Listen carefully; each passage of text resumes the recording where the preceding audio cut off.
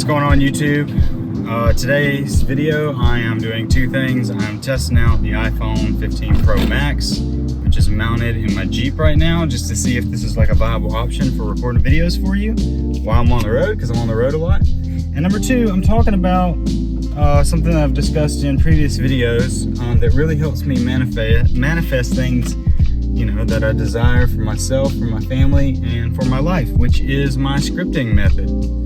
So yeah, let's start talking about that. If this video works and the audio is pretty good, we'll post it. And I do plan on adding an external mic, but I am just curious because, you know, this is like advertised as like the best camera, and I can tell you, using the forward-facing camera so far, it's been awesome. But you're not here for that. I have a separate channel on cameras and stuff, Epic Film and Photography, or Epic Creative, if you want to check that out. But in this one, we're gonna talk, dude, I need gas, we gotta turn around. In this one, we're gonna talk about my scripting method and what I do every day and the results that I'm getting. So let's just go through what I actually do every day. And normally I try to do this in the morning. Sometimes I do it sporadically throughout the day, and then sometimes, as a last resort, no matter what, I will do it at night.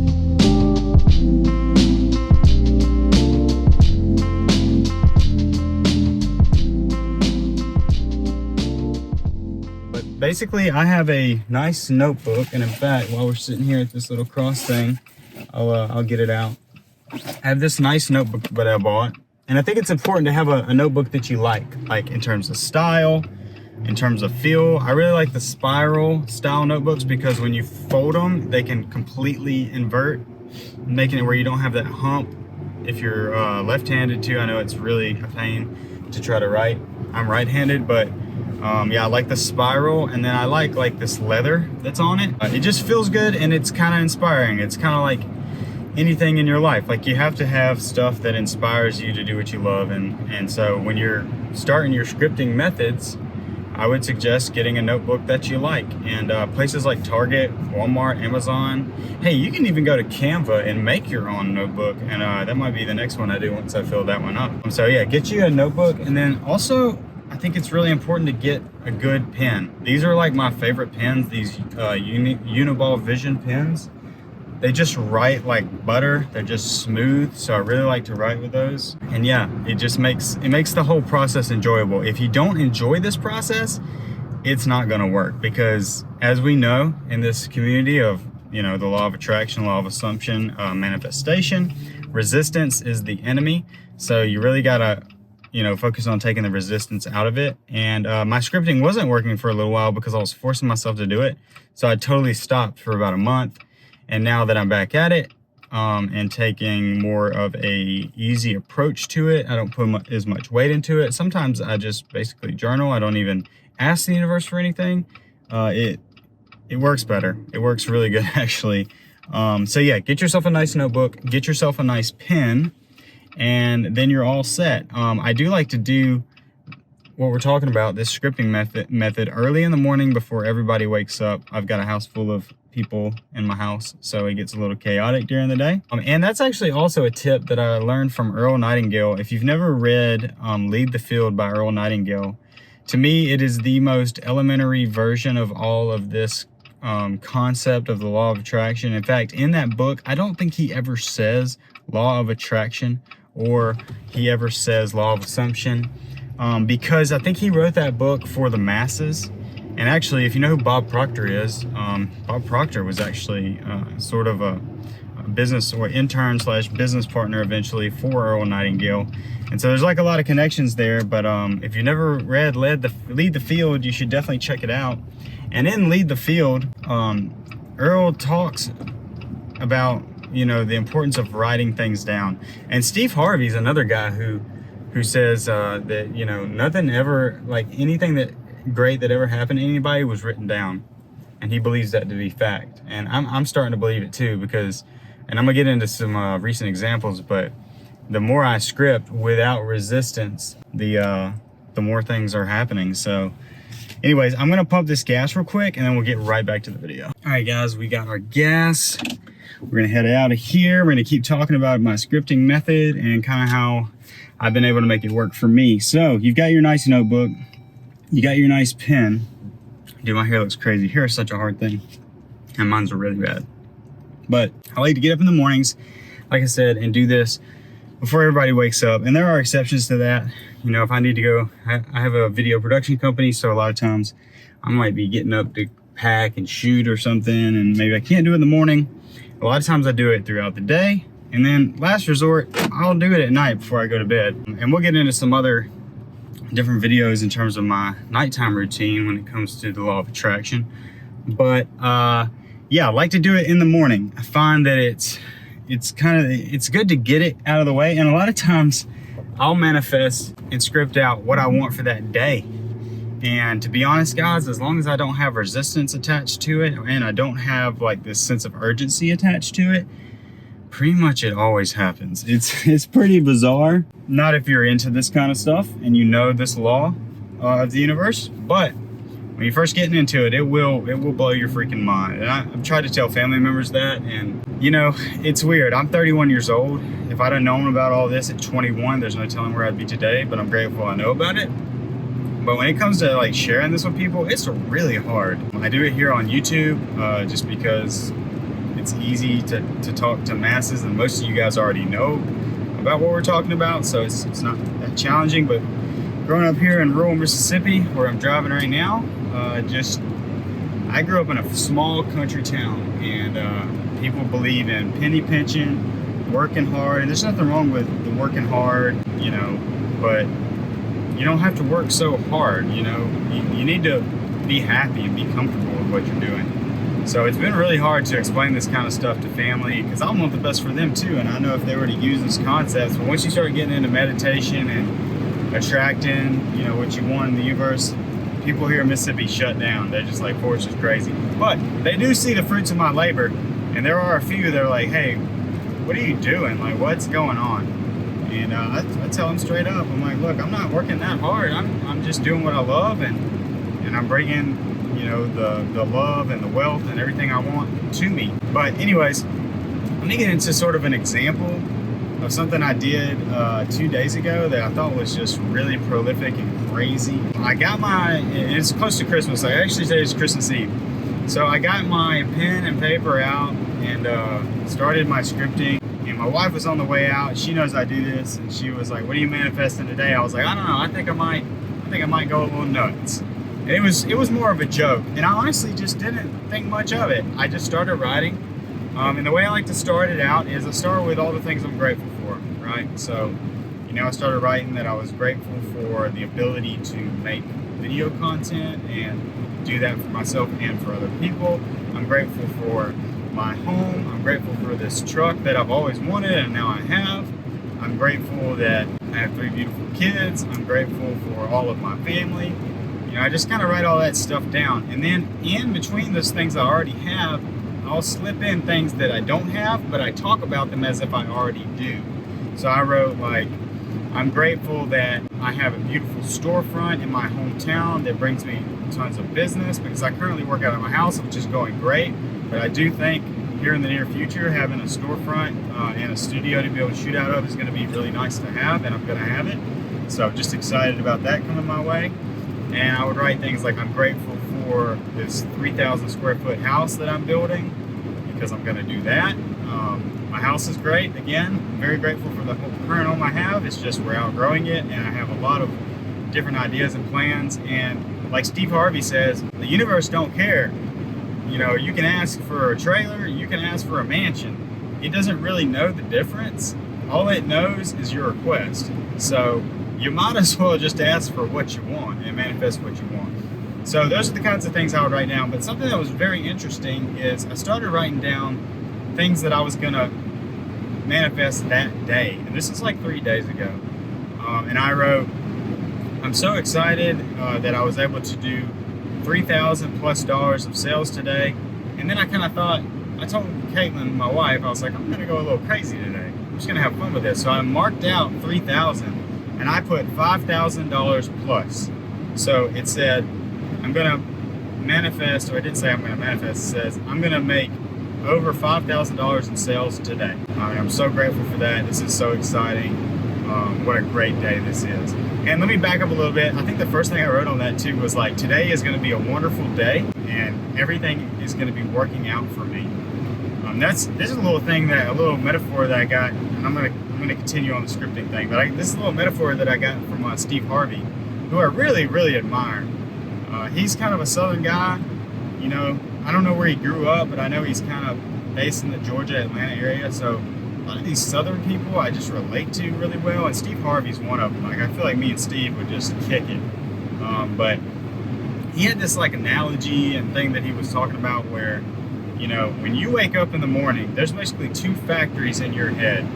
There's the negative side and there's the positive side. And basically they are ready to get to work. Like they're ready for that horn to sound off so they can start working. It's a factory, right? Think about it as a factory. And if you wake up and you say, damn, I gotta go to work, this is gonna suck. My car's beat up to shit. I'm broke as hell. You know, there's this Karen, I gotta work with Karen today. She's gonna be a bitch. Man, I ain't even gonna get a lunch break today. You know, my kids are doing bad in school and I ain't got no time to help. You know, you feed all that negative stuff into your psyche, that negative side of your factory, there's a foreman at the front, right? There's all these factory workers and there's a negative foreman. The negative foreman says, all right, let's get to work. Y'all heard what Forrest wanted. Let's get to work. Come on now, come on. And that factory starts rolling. Meanwhile, the positive factory is just sitting there. They didn't get any working orders, okay? But, and I love the way he explains this because I try to do this every day. I wake up and I say, God, thank you so much for this day. And something else Steve always says, and it just resonates with me, is God's got big ass plans for you because he woke you up today. When he ain't got no more plans for you, you ain't gonna wake up. You're done. But as long as you're waking up, he has plans for you. And the things that are in your imagination, that's what he's got planned for you. He didn't give you that power to create. You know, he says we're made in his image. He's the ultimate creator. He didn't give you that power to squander it and just get by and not follow your dreams. So when I wake up, I say, or I try to say, the best I can, nobody's perfect, but today is going to be an amazing day. I am going to achieve all the things that I want to achieve today. I am going to make X amount of sales today. I am gonna do this with my family today. It's gonna be an amazing day. And the foreman on the positive side of the factory says, all right, y'all heard it. Y'all heard what Forrest wants. Let's get to work. And that side of the factory in your brain, in your subconscious, which is really the true reality of the world, gets to work. And then the negative side is dormant. They're just sitting there. They didn't get any working orders that day.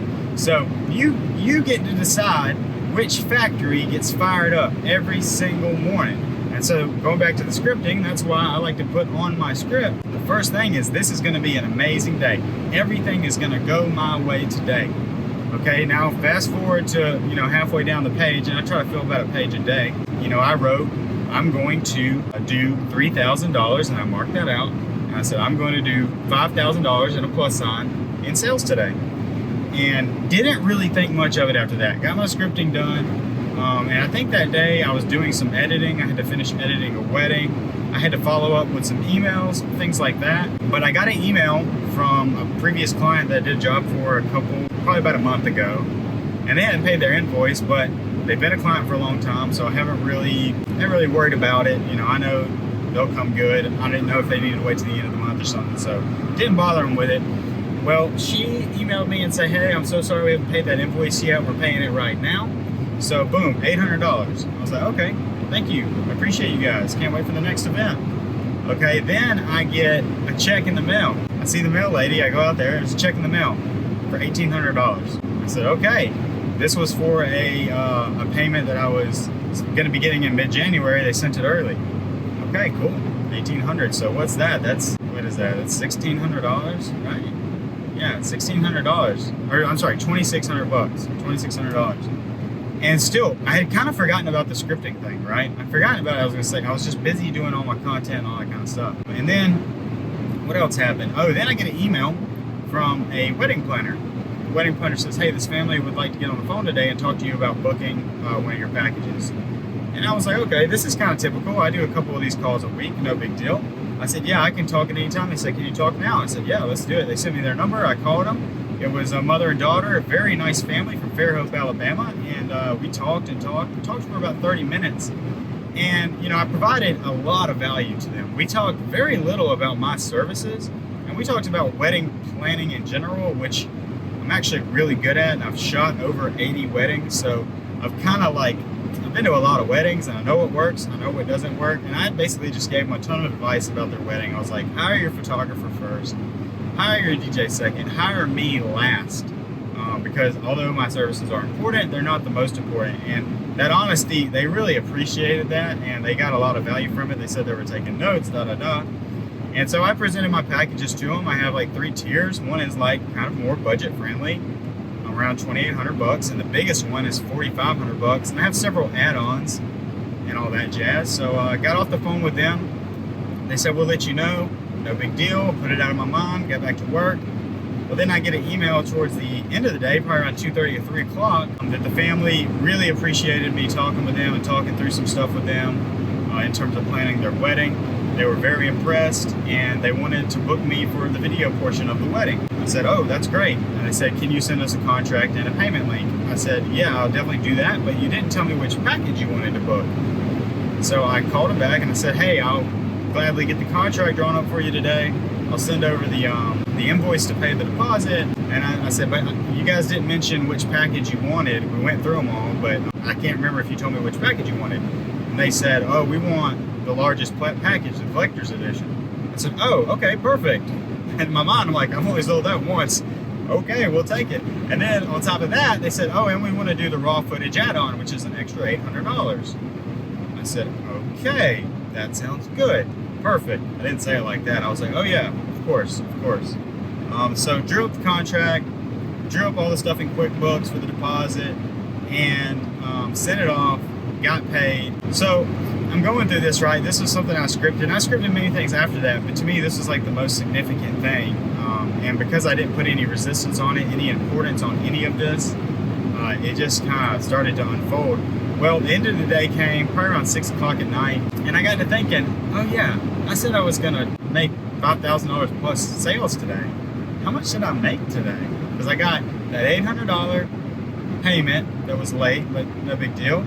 I got an early payment of $1,800, and then I got a deposit of around $2,200, maybe $2,500, something like that. Well, I started adding all this up, and it came out to $5,200 that I made on a Thursday after I had written in the book that I was going to make $5,000 in sales this day. And I think the key takeaway for me was I didn't put any importance on it. I didn't put any stress on it. I didn't even care if it happened or not. You know, and that's something that I talk about in one of my videos, respecting the paradox, you know. But yeah, that's my scripting method, and it's really working for me. And I'll give you another piece of advice is at any point, if it's not working for you or you feel like you're forcing it, just put it down. Just take a break for a while and stop worrying about it. And then when you come back, have the mindset of no resistance, don't put a bunch of weight on it, and see what happens. You know, there's a lot of different methods out there, and I'm still experimenting with them, and I'll make videos on them. But I'll tell you guys, the scripting one really works for me, and I'm just a writer too, so I like to write. But yeah, and then, you know, people like Steve Harvey and Albert Einstein, they said that if you don't write it down, it's not gonna happen. And I'm starting to really believe that. But anyways, I hope this video was helpful for you, and I hope that you are creating the life of your dreams. And if you guys like this, please consider liking and subscribing. I would love to see what you have to say about scripting. If you have any more methods I can start incorporating or techniques into my scripting. I hope that this channel grows and this community here grows, because I really like talking about this stuff, and I really just want to help as many people as possible. So yeah, appreciate you guys, and we'll see you in the next video. Peace.